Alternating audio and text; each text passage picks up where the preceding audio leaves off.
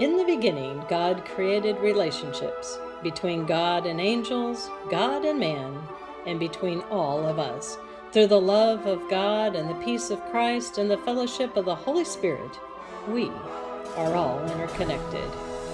Come join Pastor Penny Schultz and Kristen Scharnberg as scholars, counselors, travelers through the Holy Land, and warriors in Christ, while they explore the fascinating, the difficult, the obscurities, the oddities, and the hope of God's holy word. They will discuss what those scriptures mean to us and how living in the Spirit changes everything. Hello, and welcome to Live Life in the Spirit. We are your hosts. I am Kristen Scharnberg. And I'm Pastor Penny Schultz. We are so glad you took some time out of your busy day to join us for some joy, some inspiration, and interesting, intriguing, out-of-the-box thinking. You can go back and watch or listen to our previous podcasts on our YouTube channel, our new Rumble channel, or the various podcast feeds like iHeartRadio, Spotify, Google Podcasts, and many others. If you go to our website, you can click on the tab of your choice, and that will take you directly either to the vodcast, the podcast, or our blogs. Be sure you catch up on our inspirational blogs while you're there, and don't forget to click like and subscribe and the bell so you don't miss out on our newest content. Well, this is the place where we're daring enough to tackle the tough issues that we face on a daily basis, ranging from the spiritual to the supernatural to what you're feeling right in your own home. And where do we go for answers, and what does the Bible have to say? All of this will be discussed from a biblical, not a worldly perspective. Because once you know, you can't unknow. Before we dive in, let's take a moment to introduce ourselves. Kristen has been working in the mental health field for over 15 years. But let me tell you, she has her work cut out ever since she met me. She's definitely not the one that you want to take to a don't laugh situation. I am crushed that you would say such things. So Penny started out in the medical field, and then God moved her into the ministry over 24 years ago. I know, she doesn't look old enough to have been doing anything for that long. She's been shepherding the lost ever since, and definitely has had her work cut out for her since meeting me.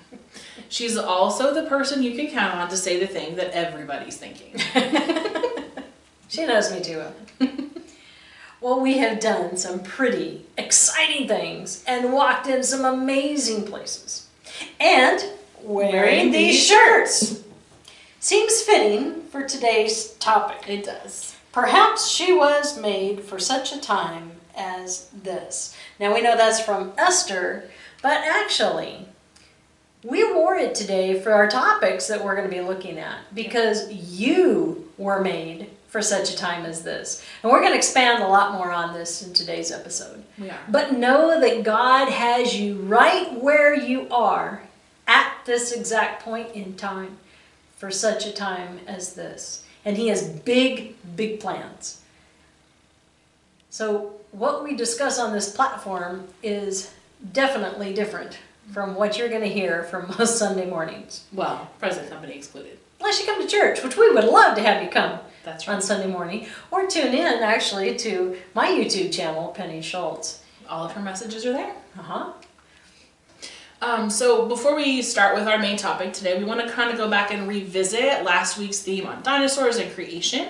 We've had some amazing response from all of you and had some really good questions come up. And it's just something that we wanted to dive into a little bit more. So for me, I wanted to talk about the fact that, this is, all of these theories are an attempt for our human brains to explain something that God Himself did. And that's going to be true of a lot of things. And when we're diving into scripture, it was all inspired by God, but we're still trying to understand on a human level. And so there's going to be things that we're not going to be able to explain with science. We're not going to be able to explain with what we can understand here on earth. And we're not going to always agree because maybe the theories we come up with don't explain all of everything that we read. And that's okay because we aren't God and we're not meant to understand everything that He has done and everything in this world. Trying to actually gets us in trouble when we try to be too much like Him and try to maybe explain the wonder out of creation and out of all of this. But just keeping in mind that we can disagree on theories, on earthly theories and scientific theories that can't even come close maybe to fully grasping everything that God does, but that doesn't mean that we can't agree on the foundation of everything and where it all came from, and that some of it, and that there isn't merit to maybe several different ideas. Sure. So I for me, I just really wanted to touch on the fact that let's not get lost in the details and miss the big picture. Makes so much sense. All right, so the ice canopy theory that we talked about, that Philip had mentioned and brought forth, it was talking about that before the flood, because we know that there had not been rain before the flood. Everything had watered from the ground up. Yeah, or just kind of a mist. Right. Yeah. And so where the canopy or the dome theory comes from is if the waters had been split, that then there would be water above. Which it could be. I mean, we don't know, but there has been speculation that if the canopy had been, it could be in the form of water, it could be in the form of vapor, or in the form of ice. Mm-hmm. Now, they talk about all the reasons why you can't use mist and you can't vapor and you can't use the water because then it'd be too hot when it came. But if you think about that ice theory, here's the thing. What we were talking about, and we're going to post links at the bottom of this episode that you can go do your own research on if you want, or check it out. But the mastodons, the ones that were eating in mid-chew, Right. up in Russia, just immediately Completely were covered in ice. I mean, just killed in ice, covered in ice. had grass in their mouth. Yeah, still. well, how did that happen? You know, I mean, if you're talking about an ice age, you're talking about the asteroid coming through, and okay, but where does all this ice come from? Right. And if it had been because of the flood, they would have been scared. They wouldn't have been in mid-chew. They would have been running to higher ground. If Right. it had been because of things getting colder and colder, they wouldn't just all of a sudden be encased in ice. So that theory is very compelling because it does make a lot of sense. Mm-hmm. It has some merit to it for Yeah. sure.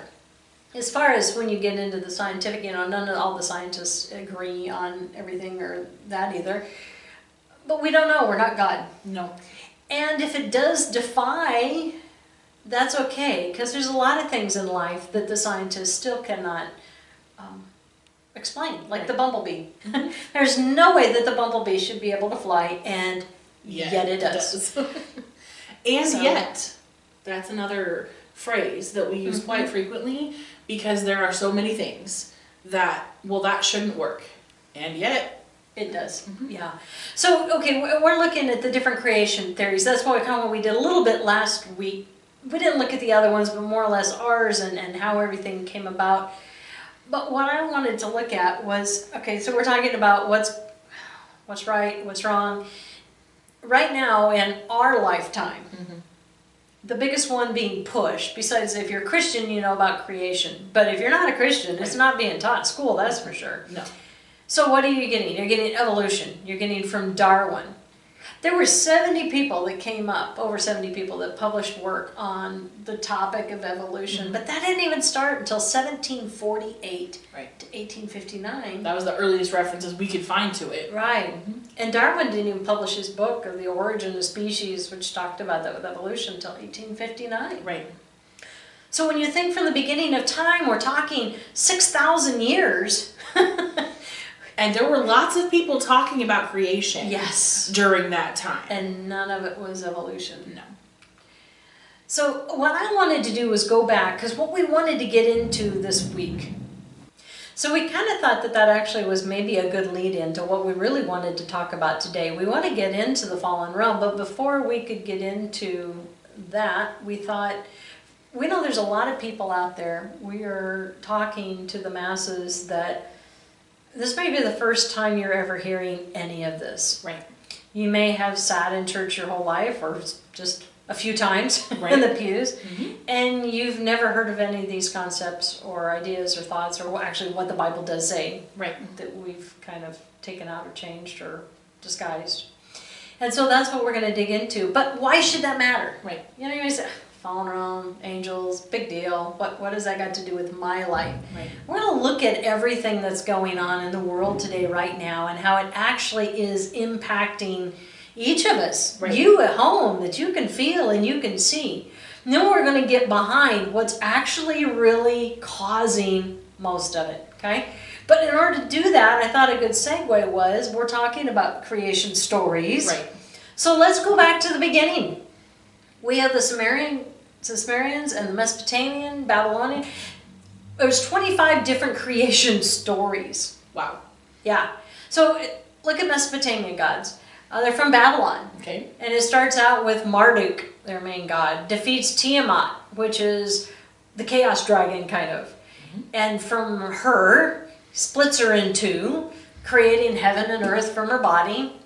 And she is the mother of all dragons. Interesting I concept. thought that was very interesting. Egypt is a lot like some of the Asian ideas. Mayan culture actually surprisingly sounds a lot like the creation theory. Interesting. Polynesia creation myth says that the world emerged from a shell and the shell opened and light came inside. But this is why I wrote this in here, dividing earth and sky. But it gave birth to 70 powerful gods. Huh. Where did they come up with 70 powerful gods? I have a feeling we might have an idea. Yeah, I think we're going to explore that more. In India, a primordial being is sacrificed, killed and dismembered, and this created all things in the universe. Boy, that's a violent creation story. Yeah. So in Hindu, the Rig Veda tells of a Purusha being who had 1,000 heads, eyes, and feet. That's a pretty picture in the mirror in the morning. The gods, however, sacrificed Purusha and made it into butter. That's fun. That became all animals, elements, and then the three gods, Agni, Yayu, and Indra. So that's got a lot of interesting pieces to it. Yeah, where did all these gods come from? Mm-hmm. And then it ends up in three gods. Look at that, a trinity. Yeah. Uh-huh. So the Sumerians, one of the first ones. There was only a goddess named Namu, and she gave birth to the universe, Enki, who then gave birth to the air god Enlil. So if you've heard of that, and even for some of you might not have heard a lot, if you get into any of the foreign gods, you will hear of Enki and Enlil. Mm-hmm. And from them, many gods came into existence, and Enlil came up with a plan to create lesser beings to serve the gods. Mm-hmm. That would be humans, right? Mm-hmm. Who had one job, and that was to be subservient. And one was sacrificed and then used to make 7 men and 7 women. Interesting. Yeah. A lot of destruction is required for these creation stories. It is, yeah. Then the Pelasgian creation story, the Unknow was the goddess of all things, rose out of chaos. There's chaos again. And divided the sky and the sea. And then she created Ophion, a serpent, who took her as a wife, and then created the rest of creation. And they made their home on Mount Olympus, which I'm sure lots of people have heard Mount Olympus. Which is with the Greeks and yes, the Romans. So I'm not going to get into all 25. Just I thought there was a lot of interesting things here where we're all talking about gods, and we know with the Greeks you have multiple gods, and with Rome you have the multiple gods, and you see this here with even some of the other ones, 70 gods. Where did these gods come from? But well, and if you're like me, you 100% assumed they were all just mythology. They were stories that people made up. Well, and that's what they're called. But they had to have come up with these things. How do you just come up with a dragon?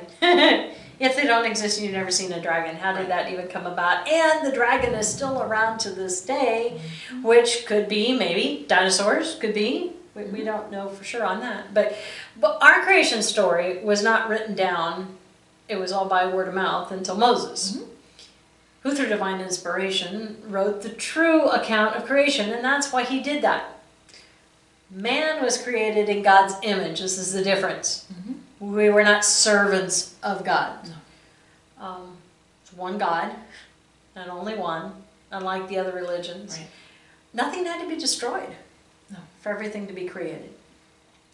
There was no war. There was no sacrifice in creation. God just subdued chaos, which is not just water, but the chaos dragon entity. Right. Well, as we thought about today's topic, we realized at first, we just really had to start with what's going on in the world today and how each of you and ourselves are affected by it on a daily basis. Our goal is to present the truth, to present the facts, and because we don't wrestle with flesh and blood. And that's from Ephesians. We're going to look at that again, but against spiritual influences. And that's why we kind of led in with the creation, the theories, the different stories, the mythologies. We're going to get into that later. But right now, we just want to kind of do a little disclaimer. It's really easy when we are talking about some of the topics that we're going to talk about and touch on, to people have such strong emotion and such strong feelings about them, because we are used to wrestling with flesh and blood. And we're passionate, and we feel like that's where, when we hear an opinion or someone that's saying something that we feel like might even be different than what we feel like, we just want to turn it off. And we really want you to understand that we are here to help us all to step back and to recognize that there is such a bigger picture and a bigger battle that's being fought. So I guess our prayer would be that God would open your mind and your heart to just listen, and to know that we're not picking sides, we're not talking about sides, we're not talking about... we're not going to debate the issues. No, not at all. We're here to expose the enemy's plan. 100%. We're here to help pull you back. If you were in a battle, and let's say you were on the front lines, what are you going to see in front of you? You're only going to see the enemy right smack in front of you in the chaos. You're not going to see what the commander, who's sitting way back at the top of the hill, overlooking it all, and knows what kind of a plan of attack to do, because he sees the full picture. That's kind of our goal with this. With whatever we do throughout this entire podcast, it's just to shed light in the darkness and make you step back and go, oh, I didn't know that, or I never thought about it that way, or wow, okay. I was focused on the issue, and maybe there's a bigger picture here that I need to look at. Oh, sure. And we are not here to judge or to point out one sin over another or talk about one sin over another, because we're all sinners, us included. All sinners in need of a Savior. That's right. And we're just grateful to be able to be here and talk about that Savior and share that good news with everyone. My kind of banner verse lately has been, and something that I've really hung on to and clung with, is Jesus calls us to be fishers of men and to bring us all to him, and he will sort them out. So that's not our place, not our responsibility, and I'm grateful for that and perfectly fine to let him be the one to do that, because he'll do it way better. And when we talk about useful idiots, as Jan Markell says, it's not about people being on either side of an issue. That's not it at all. It's what we allow the enemy to do. Because, we may think that maybe we're doing the right thing, but without all the information. And the correct information. Yeah. Ephesians 6:12, what we have to remember throughout all of this is, for we do not wrestle against flesh and blood, but against principalities, against powers, against rulers and darkness of this age, against spiritual hosts of wickedness in the heavenly places. The dominions are the leadership, and principalities is the rulership, and powers is the authorities. God has a whole hierarchy system where the angels, and with the fallen realm, the third of the angels that did fall, same thing. Right. They've taken that and they have an entire networking of titles and positions and all that kind of stuff. Right. And trust me, it does exist. And we're going to look at a little more of that with those other creation stories. Where that kind of came from. Right. But with this, when we talked about the issues that we're facing, okay, these are tough issues. So the newest one that just came out was in California. They were voting on, if parents do not agree with a child, we're not talking somebody of age, we're talking a child.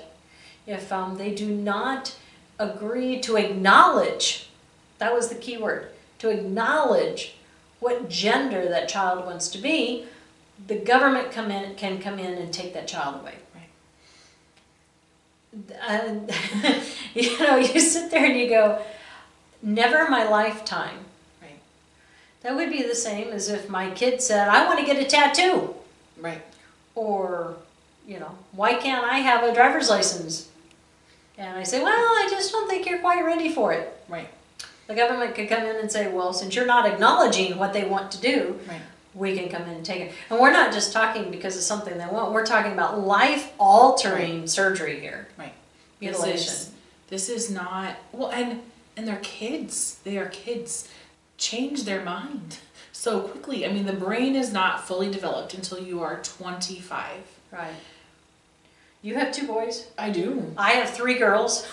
They change their minds on... They don't know what they want for breakfast. Right. I mean, sometimes in the midst of making it, they'll say, oh, I kind of wish I could have that instead. No, you started with that. You're stuck with it. Or change their clothes 14 times before they leave the house. Well, thankfully that doesn't happen nearly as often with boys, but yeah. Maybe they just won't change their clothes for a week. No, okay. Right. So what we're looking at, again, it's not the issue here that we're going to debate, although I personally don't think it's right by any means, because it's an overstep of the government of something we have never seen. That's unprecedented. Right. But if you step back, it's really easy to get in a full-on discussion with somebody which side you are on. Right. But if you step back and you look at the system that's running everything. Let me give you a good example. So that same system is in play with religion. Mm-hmm. I have very good missionary friends, pastors overseas, India and Pakistan. And when they convert people to Christianity from their current religion, the system is, the first thing they'll do, the other religion will come back and try to pull them back. They'll try to persuade them. Entice them in some way. Them. Yep. And if they refuse, then they come back and they offer them a large sum of money to try to buy them back. People know this. So a lot of times they hold out for the money. But those who are really staunch in their faith and say no, then the third step is that they tell them they will destroy them financially or work-wise, economic, however it's going to hurt them. And then sometimes the fourth step is ultimate death, unfortunately. It's horrible, but it's the reality, and that's the system. I wouldn't have known about the system if I hadn't been close friends with my pastors over there. So when COVID hit, again, I'm not going to debate COVID or the vaccines. That's not the point. No. But the first thing I noticed when they started implementing the vaccines, I recognized the system. Right. First thing they did was encourage you to take the vaccine, to do all this, right? Gave you some incentives. Yes. Then the second thing was, if you didn't do it, they were offering gifts, TVs, whatever, and then money. It's paying off. Then if you didn't do that, the next thing was they were going to destroy you. You were going to lose your job. You couldn't be in the military. You were going to get fired. You weren't going to be able to travel. You weren't going to be able to go to the store. There were going to be things that you couldn't do. Could not do. If you weren't willing to have that. That's right. And if you were a doctor or physician or whatever, they were going to totally destroy you. Now they've recanted all that, but it's a little too late. Too little too late. And then the last time, so you get to the fourth. And it's the same now with the gender or the race or whatever. They give you the incentive to do whatever it is they want you to do. Then they try to buy you off or give incentives or whatever. And then the next thing is, if you don't agree with it, whatever, then they will destroy you.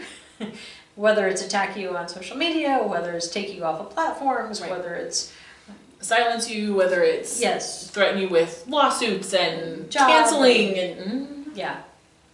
So these are just some of the issues. And just to make sure it's clear, these systems that we're talking about, these are not government systems. This is bigger than even that. So well, this is not even a political issue by any stretch. It is far beyond that. Right. Well, like we said, it's a religious system clear across around the world to right here in our own home that we're feeling it. So that's what we want you to do, is to sit back and be able to go and recognize that, there really is a systematic way of how they're using this and how they're playing it out. So if I know that, then I can sit back and now there may be, you can't do anything about it. Right. Maybe whatever the issue is, you still know what you're in for, but you can make an informed decision when you have that information. And you're not just blindly, like sheep, going into it without knowing and then regretting it afterwards. Well, Kristen, this would be actually a really good area for you to talk about, because you being in the mental health field for that 15 years, you've been exposed to a lot of things, and you have seen just even rapidly in the last 5 years how everything has changed so much and how it is affecting the family unit and individuals from just their whole mental health ability, how they're coping, and even a church attendance or attendance in life, what they're doing. Oh, sure. I guess the thing that makes me think of initially, really, with all of this, is from Matthew, when Jesus talks about a house divided against itself will fall or cannot stand. We've talked about that and seen that system-wide and with our nation, and it is coming down to the family unit, and it is impacting individuals in a significant way. And I think that comes from the fact that our entire world has kind of become uncertain and chaotic and unsafe, and it's hard to know where to go for the truth. You know, the word or the phrase fake news has a lot of connotations to it that can kind of get people bristly, but the problem is it really is hard to know who to trust, where to get your information from. You can't believe what you see, you can't believe what you hear. The technology is getting to the point where you can create videos, you can create photos, you can create anything. And so it's like this whole world around us feels fake. It does. And it feels like where do you go for truth? Where do you go for light? Where do you go for hope? And it can feel, a lot of people feel like there isn't any of that. And you've seen it. We talked about church attendance, that it was a microscopically small percentage. And if you look at, it was getting bad before, and then that was something else, unfortunately, that happened with COVID, is everything shut down. Yes. And then people stopped, they didn't go back when the world opened back up again. They haven't engaged back into life for a lot of them. No, and you know, we'll get probably down the road, I see us talking about technology and its impact and the system that is from, not saying that technology is bad by any stretch. But everything can be used for good or for bad. And everything is out of balance. Everything is out of balance. The very things that we normally hold dear and the foundations that we are built upon are shaken. And so I've seen that impact people's mental health, as far as from as simple as just not having the skills to cope, not having the support systems. I mean, we have so many people that we helped with that they had to create a professional support system because they didn't have family and friends to pull them through. And I know this life is hard. We're living in a day and age where we are more connected to people than ever, and yet we are the loneliest we've ever been. 100. That's so true. Yeah. So true. Because through technology, that's another isolation technique. Oh yeah. Isolation. Make people feel like they are alone. Or feel like the connection that you get through technology is the same. And it is not. That is not. You know, people feel that anxiety, even with, like we talked about with the country, the overstep of whether it be states or federal government, or things that are being done now that have never been done before, that quite frankly, if people knew the Constitution and knew the Bill of Rights, a lot of the stuff that's going on is not even legal. Right. But then it spends forever in the courts trying to decide if it is legal or not, and even with, like the other day, the Supreme Court said, no, that's not legal. But then they were talking about how long it's going to take before it's back implemented. It's like, that's just not even heard of. But so what do you do then when the very foundations of our government, the things that we've held near and dear, or the things that you thought you could believe in, are starting to crumble and erode? Right. Or the meaning of them is being changed and used in ways that it was never intended to. No. So another example of how the enemy uses chaos. January 6th. You cannot turn on any news without hearing about January 6th. Again, I'm not going to debate that issue at all, but if you step back and you look at the full scope of that, you look on the day when it happened, you look at how things truly happened, you look at the truth and the facts and everything, it was nothing but it has been made up to be sheer chaos. we kind of talked, and that's going to be a good segue here, because we talked about in the beginning was Yam, the sea, the name for the chaos dragon. Right. And God subdued him and split it. And then we talk about in Revelation, who shows up again? Chaos. Chaos dragon, Yam. So if we are getting closer to that end, one could then demise that chaos could be raising its head. Right. Well, what do we see that's going on now? Right. That's exactly it, chaos. If you can get everybody, the world spinning, everything out of control to where they're so disoriented. I've said, a good example of that would be like an ice skater. They always say if you're doing the spins, that if you focus on one thing, and I don't know how they can do that fast, but if you can focus on the same point, you don't get dizzy or sick or lose your Equilibrium. Yeah, equilibrium, your whole perspective of everything. That's kind of what's going on in life. The problem is, for most people, they don't have that one point. For Christians, we have God or Jesus Christ, but sometimes you need that physical point to look at because the world is just spinning out of control, and that's the whole point. Right. If you can get somebody out of equilibrium, you've seen the whole analogy on Facebook and stuff, that how does an eagle defeat a snake, a venomous snake? You pick them up and you get them off of the ground where they have no power and they're disoriented and everything. That's kind of what it feels like. Right. Sometimes. Oh, for sure. And I think part of that is because what have we taken out of this world? God. And that's just it. That's exactly what's going on. So if you look back, when did we really start taking God out of our country? Okay. So you look at our country. It was founded as one nation under God, which is in the Pledge of Allegiance, and they're trying to take that out now too. But the point was to get God out of schools. And they did that. And then it was to get the 10 Commandments out of schools and out of Public places. And then it was the separation of church and state, which they took completely out of context. The whole context was that the state could not come in and dictate how the church should run, but it wasn't to take church out of the state. But that's exactly what they did. And what happened after that? We had the boom of the sexual revolution. Now, I could even say that was before my time. It was, yeah. I'm not that old. But there was also the age of what? Aquarius. And there is actually something very prominent and important about that most people don't know. It's more than just a song. Right. So none of this is new. Again, it is systematic of how this was all being played out, and we've done that. We've taken God out of everything. We've taken God out of the schools. Interestingly enough, though, if it was really about separation of church and state, even in small town Nebraska, which I think the school that my kids go to is very good, but they learn about multiple different religions. They study like Islam, they study all kinds of different mythologies and learn about all these different gods and Greek and Roman and all of that, all those different things. Studied a little bit long time of Greek mythology. Yeah. I did too growing up in sixth grade. And Hindu, just to touch on a lot of different religions. They don't learn about Christianity. It's totally omitted. When I was in school, I argued about that too, which is kind of funny, even back then in the 80s.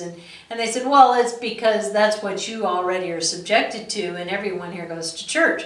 Well, when I was in school, a little small town, pretty much we did all go to church. But you know what? The majority of kids now, they don't know about Christianity. They don't know about Jesus. They don't go to church. They have not been exposed to it. And unfortunately, because even in our religious institutions, so much of this has been cleansed from it. They're not everybody who goes to church is getting the whole picture. That's right. So there is actually something behind all of this. This is not happenstance. This has been systematic from the very beginning. And the gods that we talked about with all the other creation stories, the fallen realm that we're going to get into even more, we're seeing the return of the gods. And that's actually the title of Rabbi Jonathan Cahn's book, Return of the Gods. But It's exactly what's going on. And we're going to dig into that next week. Okay, so that's actually, I think, where we're going to kind of end this week's meat and potatoes part, because we got a lot that we're going to dig into. We're just touching on this, kind of building it up. Right. And next week we're going to continue into those, who's really behind the system, who's really behind the chaos that's going on, and why are they trying to destroy what they're trying to, and who are those little gods. We're going to talk about the return of those gods that we looked at with the different creation stories. But those little gods are actually the fallen realm. It's the angels who have disguised themselves as gods to be like our God. Right. And that we're going to get, it's going to be really exciting next week what we get into. The return of the gods is not new. In fact, most people, if you get on, you can watch Derek and Sharon Gilbert or Michael Heiser or Dr. Thomas Horn, Rabbi Jonathan Kahn, Perry Stone. There's a list. There's a whole list of everyone that you can think of that will be talking about this as well. So we're not coming up with this brand new. Not at all.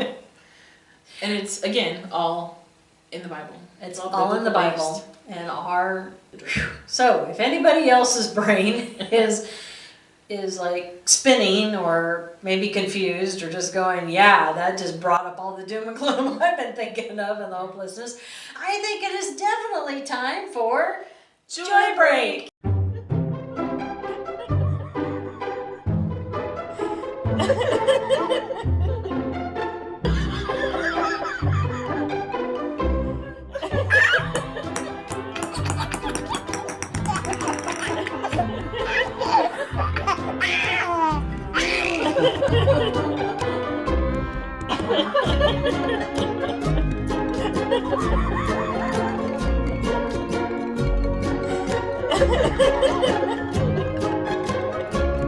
Okay, so I found a couple of stories today that I think you guys are going to like, and I think Penny here might get a chuckle too. That's always my goal. That's the goal. So, we are in Nebraska, and those of you that aren't from Nebraska just need to understand that being a Nebraska football fan is bigger than most professional teams as far as like the love that many Nebraskans feel for their team. So this is even when they've stunk for the last 20 years. We're not fair weather fans by any stretch. So, on a tour of Florida, the Pope took a couple of days off to visit the coast for some sightseeing. He was cruising along the beach in his car when there was a frantic commotion just off the shore.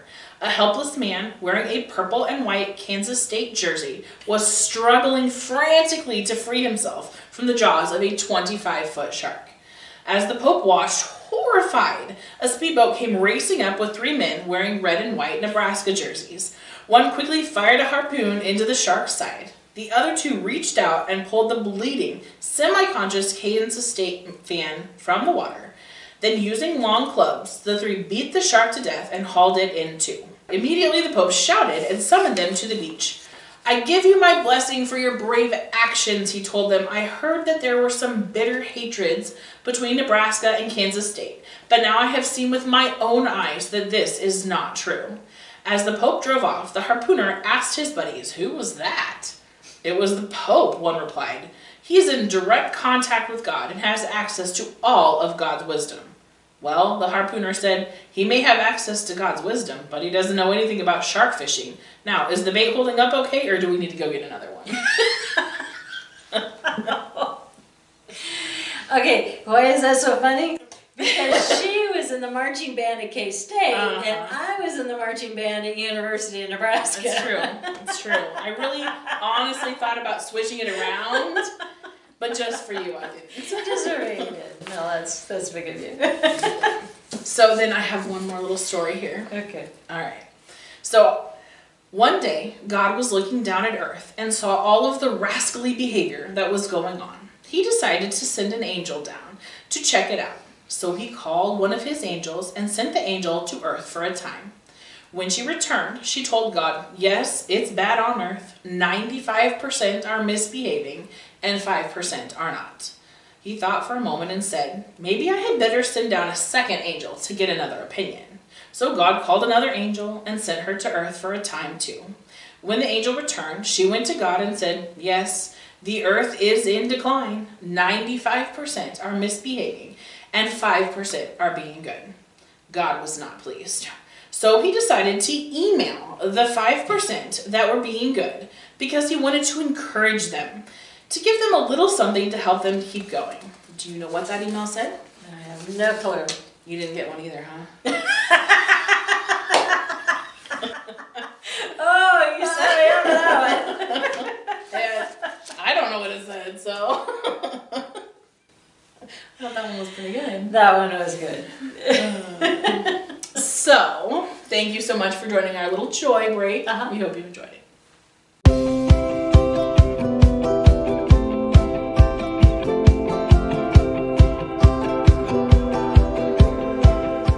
So, now we're going to get into the portion of our show where we talk about what do you do with that? Well, I am going to start out this time by actually asking you a question. Okay. So at the beginning, since we had heard from viewers that had questions about the whole creation and the dinosaur stuff, had you ever thought about any of that before? That's interesting. You know, sadly, maybe not once. So the whole concept that there wasn't rain before the flood and that this was a new concept for Noah to wrap his mind around, and probably explains why nobody else was really that worried about it. They didn't know what to be worried about. The fact that the climate was different all around the world before the flood than it was after. An explanation as far as like the life expectancy, the size of animals, insects, and all of that. Like, Even the oxygen content. oh, all of that. Never Yeah. once. Kind of gives you rise then a little bit to the ark when you think about. I've often thought about that. It's like, where did they get all that lumber and the size of the lumber that they needed for that? How did they do that? And There was you a ever lot of notice trees. there was planks? Was it planks or was it like a log home? No, I don't know. They didn't have the Tools. saws to make That's planks. an interesting thought, but when we create the ark, it's all planks. When we Yeah. make replicas or think of what it looks like. I guess my question there is, we don't even really know what the ark looked like, No. or exactly how that even came about. So here we're arguing about, like you get on and you see people discussing, no, say arguing, be nice, discussing the different views and the different theories and everything. But let's be honest, nobody's still alive was there, and even before Adam and Eve. So Right. we don't know how many years any of this took place. We, No, we don't. don't know how any of it really did. All we can do is, like Philip said, look at the fossils. But even with the fossils, There's a lot of unanswered questions. well, yeah, we can't tell what it looked like, what it thought, what it felt, what it. Right, the color, the texture. We can tell if something was venomous, deadly or not. Right. We don't know if it had a long tongue or not. All the internal stuff, we don't know what it was like. We don't, which is interesting. I wonder if a brontosaurus had 4 stomachs like a cow. Yeah, could be. That's the point. We don't know. Nobody else has probably ever thought about that. You know what? That is possible. You do ask a lot of questions that I wonder if anybody else has actually thought about. But it does make me think. And it just continues to show how much I still need to dig into the Bible and how much we all still need to dig into the Bible and why it's so important to continue to go back and reread these stories, because you find more every time, and God continues to reveal more every time. And in the different translations. oh yeah. Yeah. Even from the Hebrew and the Septuagint and the Greek, it gives a little flavor. It doesn't change the story, although some can, by omitting a word, can change a lot, Right. ignore it. But it just makes it fuller, makes it richer, just like chaos. For the average person, I suppose, he separated the waters. Well, big deal. He separated the waters, and that's how heaven and earth were created. But is that all there is to the story? Right. And if that's all you know, you're missing out on so much. And it is impacting so much. Because it just talks about, well, it just showcases the fact that evil was there from the very beginning. Well, I love what your son, the youngest one, was just hammering me with a bunch of questions the other day. And he was getting into questions that there's no way anyone could answer. They do that a lot. Yeah, and I said, well, I guess I don't know because I'm not God. And he says, well, how come you don't know?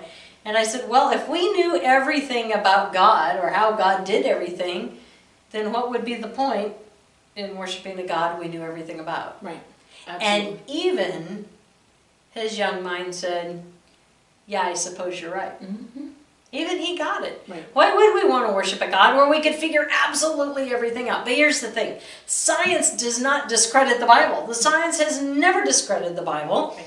But we've tried to use science to try to explain how God did everything. And I don't know that we're ever going to find, we're never going to figure everything out because it's too spotty. Right. Well, and honestly, why would we want to? Yeah, what do we need to? Right. I mean, yeah, I'm not that I'm against science by any stretch. There's so much that's fascinating and so much that we can learn. But I don't want to be so caught up in trying to figure out the details that I can't stand back and look at the magnificence of creation and be grateful that we have a wonderful creator. Yeah, like we said last week with evolution, the problem I had with all that was that nobody could ever tell me. It's like the Big Bang Theory. Okay, maybe that's how God created everything, was a Big Bang. But my point was, if they don't believe in a higher creator, where did the dust come from? Mm-hmm. You had to have something to begin with. Where did that come from? Right. And it's the same way with this ice dome theory. Mm-hmm. If there was no ice, well, how did that happen? Right. How did everything come crashing down Right. on these woolly mammoths? How did everything change the entire landscape? And we went from basically the same even climate around the whole globe to now all of a sudden we have poles that are ice, and then we have hot spots Right. and cold spots, and I mean, Tropics everything's and- changed. Everything's changed. Yeah. So let me ask you then too. Mm-hmm. I know there's a lot of people out there that are saying right now, wow, yeah, that's exactly how I'm feeling. I'm really struggling because, well, let's be honest. I heard the other day that there was 9.6 supposed million jobs out there that are not being filled. Mm-hmm. And yet, there's all these people who are not working. Mm-hmm. I have kids. They've tried applying for jobs in multiple places that were advertising for people, and they don't even get an interview. Right. And if they didn't get an interview, they didn't get hired, and they didn't fill the position yet. They still have to sign up. Right.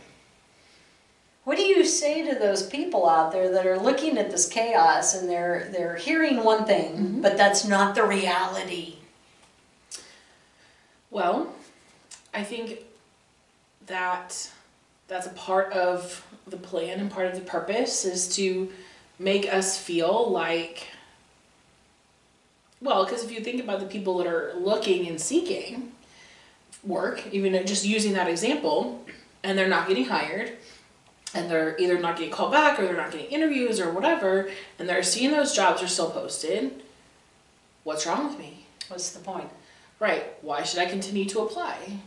And we're creating people that are going to be dependent on assistance or whatever, not necessarily by their own choice. Not that they don't want to work, but companies are, I mean, and we've talked about this a little bit, companies are saying that they're hiring, posting that they have jobs. They have no intent of actually hiring anybody. That kind of was one of the advantages for, I think, for employees during COVID, because while they did have a lack of people working, take fast food restaurants for example, that would be another perfect example because they closed the dining room section of it because they didn't have enough staff. Well, now they've noticed that, gee, by running on less staff, they didn't have all the expenses. They made everybody do the drive-through. They made as much money or more money by not having the dining room part open. And so now we're seeing this on several of the places around now. They'll close their dining room because they don't have enough staff, and yet I know kids who have applied there that they're not hiring. Right. And yet the jobs are still posted, so it's not like they've filled the positions. Right. So they have no intent of doing that, but they want to make it look like there's a supply and demand issue when it comes to eligible employees or people to hire. What would you say to those people that are out there listening right now that are struggling when they just see all the chaos going around? There is so much spinning out of control that, okay, so maybe they do or they don't have a job or they're worried about their job. Nobody's safe anymore. I mean, not that they have been for a while, but even those that had really good jobs, the companies are just up and letting people go. And so if there's 9.6 million jobs out there, how come all those people who just got let go can't find a job? Right. And it's been weeks. I think what I would say is there's much in all of this chaos that we can't control. And there is parts of the details that are scary. But we know who is in control and we know who wins in the end. And this is temporary here. Holding on to that hope and that promise is ultimately what provides the hope that we need for today. Well, we talked about the systems. One of those being COVID, because that's one of the most recent ones that we've dealt with. The whole vaccine issue. Again, it was unprecedented. We've never had anything where it was like almost being mandated by the government. I chose not to take the vaccine, which labeled me big time. I chose to take the vaccine and 2 boosters, which put a different label on me. And I will say that at the time, I was not someone who felt, I didn't just sign up right away. I did research, and this is not tooting my own horn or saying I'm all kinds of intelligent or whatever, but in college I took classes on how to tell if research is solid and if it's got good foundation to it. And so I felt like I had at least enough information to be able to tell whether what I was looking at was solid or good evidence or whatever. And I felt like taking it was the right thing for me. One of my kids had it because he was old enough at the time when it got to that age group or whatever. I probably was one that would have labeled you back then. But we did talk about it we didn't talk about it too much when it was happening. No, we didn't. Well, and in my profession, I did not. But when I had a lot of people asking me, a lot of congregants asking me about the whole vaccine, should I take it or not take it? And again, I was not going to tell anybody yes or no. What I did tell them was, you need to pray about it and ask God what He's telling you to do. Because for you, He may be saying, take the vaccine. And for the next person, He may be saying, don't take the vaccine. Right. But I will say that there have been times since then, as I have seen more research that I didn't find when I was doing the research that I was doing. And some of just the new information that's been released since then, I don't necessarily feel like I made the right decision. But at the time, I really and truly felt like I was doing what was right, and I have concerns. So for me, I have to pray for myself and for the kiddo that I have that had the vaccine, that God will keep any ill from coming from that, because we did it in good faith, not realizing at the time that maybe that wasn't the best option. Right. And that's why when we talked about the system, that doesn't mean that whatever that thing is necessarily good or bad. Right. It's a system that they use to persuade and to kind of force people into a direction. And they controlled the flow of information. Yes, they controlled everything. So that even when you felt like you were doing the right thing, you might not be it. You can't make an informed decision. Well, they even got rid of the Johnson & Johnson vaccine that was different because it was channeled in a way.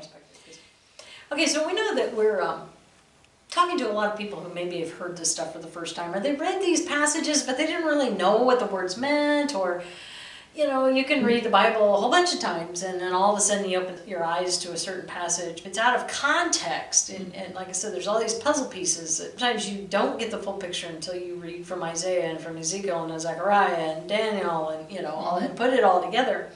But I'm sure you've read Ephesians 6:12 many times. We don't wrestle against flesh and blood, but against powers and principalities. And did you know what you were reading? Not at all. And oftentimes I probably just skipped over it because I didn't understand it.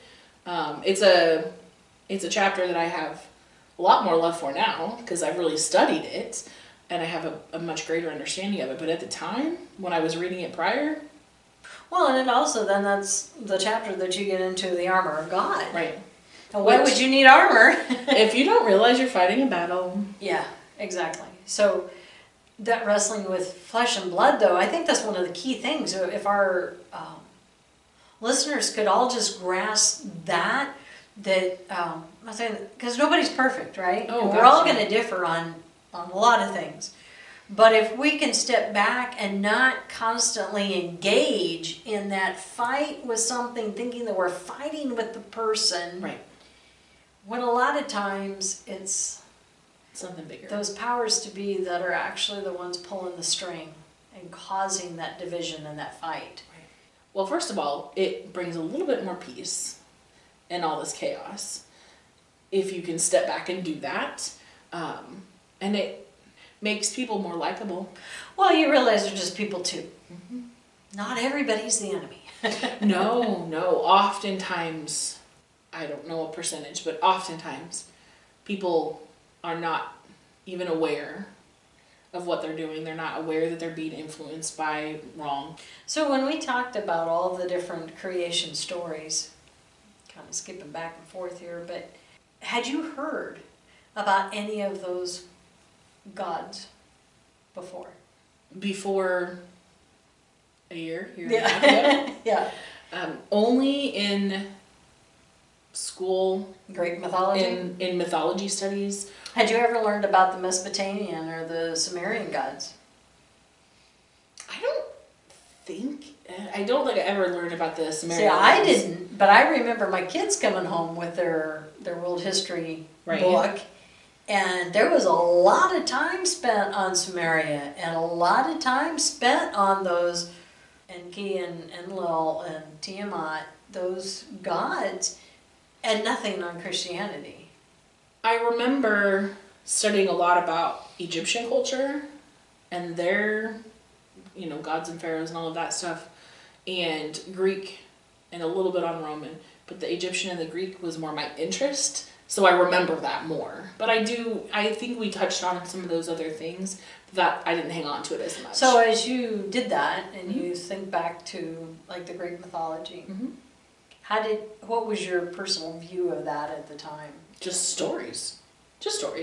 No concept that there was any actual entity behind any of that was actually pulling the strings or Using it as a way to gain worshipers or followers or to undermine God, or I just thought they were, I don't know, wrong.